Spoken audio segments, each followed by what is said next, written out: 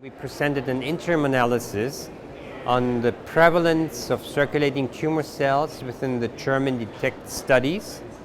This is the world's largest study program on circulating tumor cells in patients with advanced metastatic breast cancer. And within this program, we are studying more than 2,000 patients. We presented this morning the interim analysis on 1,100 of these patients, in which we reported a prevalence of 65% of the patients to present with circulating tumor cells with a positive CTC status.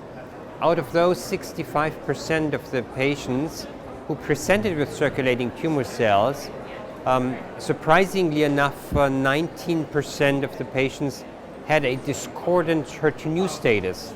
Discordant between primary tumor on one hand and the CTCs on the other hand. All screened patients were HER2 negative at time of primary diagnosis, and 19% presented with HER2 positive circulating tumor cells at the time of screening, at the time of metastatic breast cancer. And this discordance between primary tumor and the metastatic CTC tumor load was quite surprising to us and to the audience. Well, we already know from a lot of data that the more CTCs patients have, the worse the prognosis is.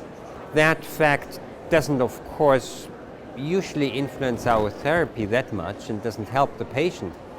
The interesting finding we presented this morning might lead to a more individualized, personalized medicine, looking at the HER2 phenotype of the circulating tumor cells, giving the patient the opportunity to receive HER2 targeted therapy, despite the fact that the disease at time of primary diagnosis was HER2 negative. We're studying this exact strategy within the DETECT-3 study. Those patients presenting with HER2 positive CTCs are being randomized between standard treatment and standard treatment in addition to anti-HER2 targeted treatment.